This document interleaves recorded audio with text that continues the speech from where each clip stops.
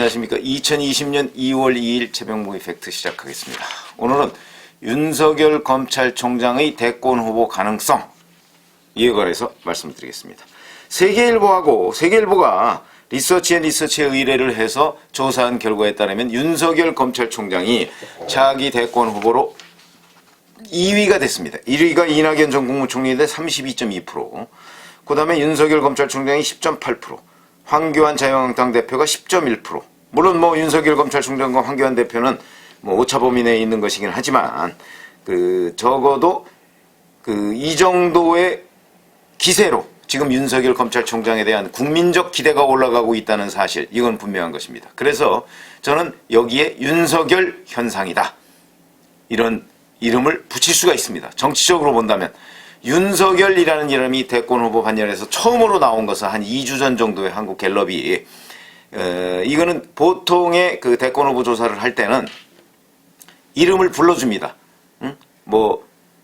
예를 들어서 이낙연, 황교안, 윤석열, 안철수, 홍준표, 이런 사람들 쭉 이름을 불러주고 이 중에 누가 다음 대통령이 되면 좋다고 생각하십니까? 라고 질문을 하는데, 지난 한 2주 전 정도에 한국갤럽이 한 건 그게 없었습니다. 이름을 불러주지 않고 그냥 선생님께서는 누가 차기 대통령이 되면 좋다고 생각하십니까? 라고 질문을 한 데 대해서 사람들이 황교안, 이낙연, 이런 얘기 하면서 일부 사람들이 한 1, 2% 정도가 윤석열을 거명한 것입니다. 그러니까 사전에 무슨 정보를 준 것이 아니기 때문에 그냥 윤석열이라는 이름이 자연스럽게 이 사람이 대통령이 되면 좋겠어 라고 튀어나온 겁니다.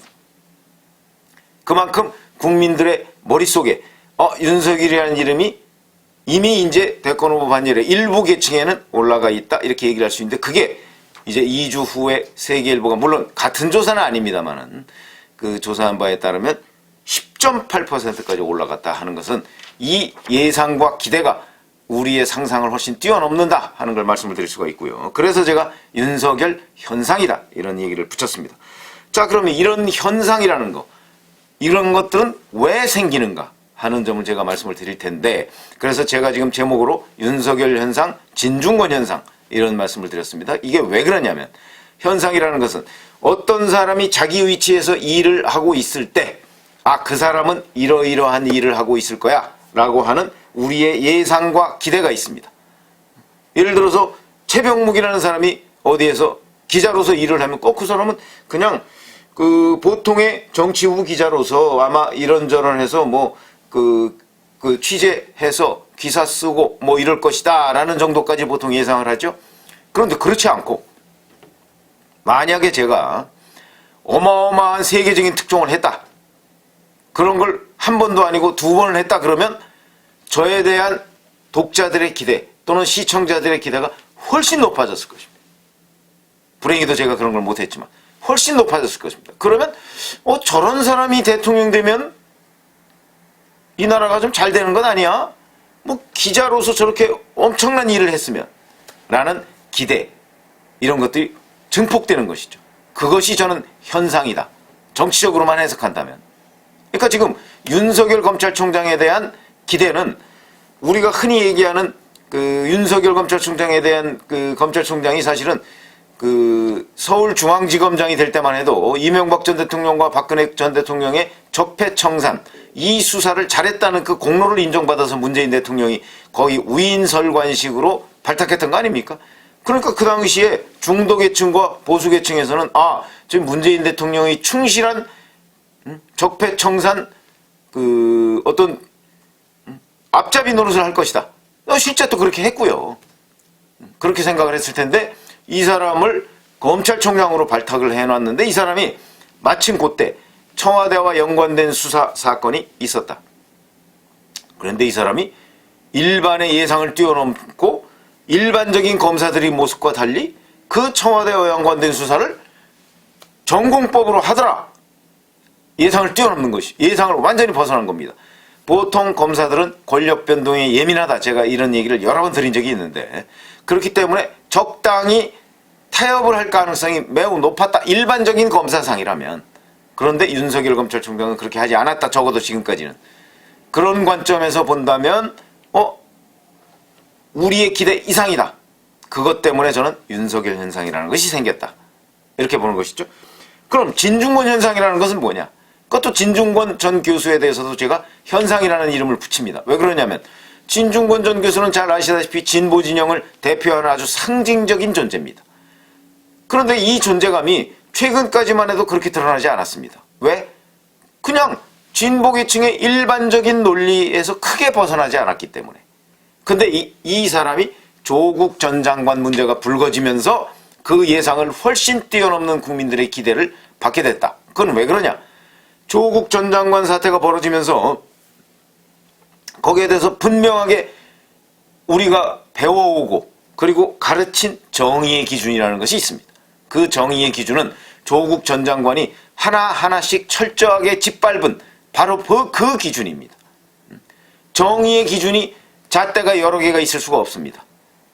그런데 그 정의의 기준에서 조국 전 장관은 과거 서울대 교수 시절에 그 정의의 기준에 부합하는 말을 쏙쏙 뽑아내서 잘해서 우리 귀 속에 들어왔습니다. 그러니까 이념을 떠나서 그래 말은 바른 말을 하네.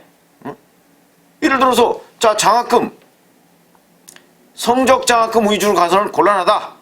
우리나라 장학제도라는 것이 뭐냐? 결국은 우리 사회의 취약계층에 대한 지원적인 요소를 가지고 있어야 한다. 그러니까 돈 많은 사람 자식이 받는 것보다는 돈이 없는 사람 자식이 받는 것이 사회 정의에 부합한다. 분배적 정의라고 하는 겁니다. 아리스토텔레스가 얘기한. 부합한다. 맞는 얘기죠. 그리스 로마 시대부터 지금까지 맞는 얘기입니다.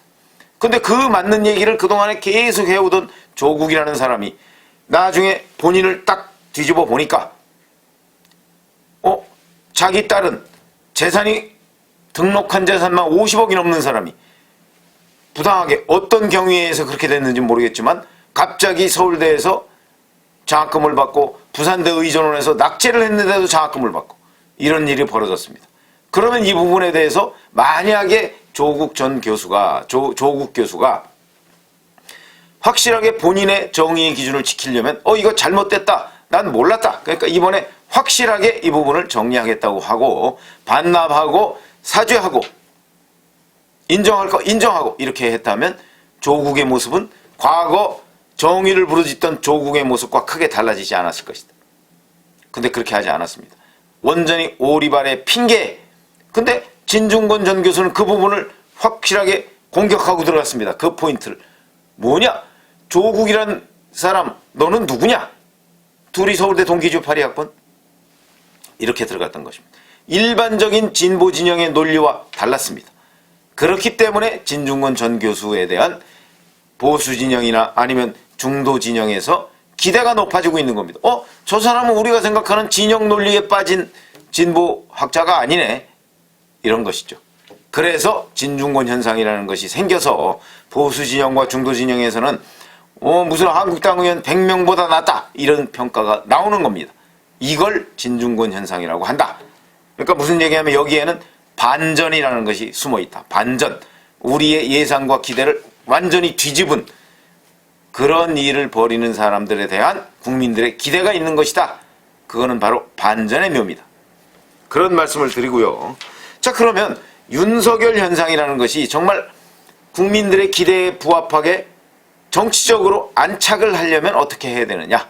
이거를 말씀드리겠습니다. 이거는 이제 이 다음부터는 저의 경험과 취재에 따른 일종의 시나리오적 결론입니다. 과거에 여러 번 있었습니다. 1997년에 이인재 현상이 있었고요. 그 다음에 2002년 노무현 현상, 정몽준 현상이 있었습니다. 그 다음에 2007년 문국현 현상이 있었고요. 그 다음에 안철수 현상, 2010년에 안철수 현상이 있었고, 그 다음에 2015년, 16년 무렵에 반기문 현상이 있었습니다. 이 전체를 관통하는 하나의 흐름, 다 실패했다. 한 사람만 빼고. 그 한 사람은 누구냐? 노무현 후보인데. 그러면 노무현 후보의 노무현 현상이 별도로 있었느냐? 그건 아니다. 정몽준 현상이 있었는데 노무현 후보가 그걸 정치적으로 정몽준 현상을 본인의 기세와 결부시킴으로써 성공한 케이스다. 그러니까 정확하게 얘기하면 정몽준 현상이 성공한 것과 크게 다르지 않습니다. 그게 2002년 월드컵 대한민국이 4강에 오르면서 그 열기의 기세 속에서 노무현 후보가 이 기세를 업으니까 대통령에 당선된 것이다. 그러면 윤석열 현상이 만약에 정치권에 안착하려면 어떤 과정, 어떤 그 기반이 필요하냐? 첫 번째가 세력입니다. 세력을 얻어야 한다. 2002년에 노무현 후보가 성공할 수 있었던 이유 중에 하나도 정몽준 현상을 업었지만 그러나 본인의 세력은 엄연히 그 당시에 새천년 민주당이라는 정당이 있었습니다. 이 정당에서 물론 후보 교체론이 나오긴 했지만 그것을 정치적으로 돌파한 것이죠. 후보 교체론을 정치적으로 억누르고 그리고서 본인이 정몽준 현상을 업어서 대통령에 당선된 것이다. 세력이 있어야 됩니다. 이인재, 반기문, 안철수 다 세력이 미미했습니다. 더군다나 안철수 전 대표 같은 경우는 본인이 뭔가 세력을 도모하려다가 돌연 문재인 대표의 새정치민주연합과 합당을 했습니다. 민주당과 합당을 한 것이죠. 이래서 안철수 현상이라는 그 국민들의 기대는 일종의 신기루처럼 있었는데 그러나 그것은 검증되지 않은 거였죠. 근데 그러니까 그럴 만도 했습니다. 컴퓨터 바이러스 그 퇴치법을 만들어서 거의 뭐 무료로 배포하면서 지금 컴퓨터 안랩이라는 거 모르는 사람 어디 있습니까?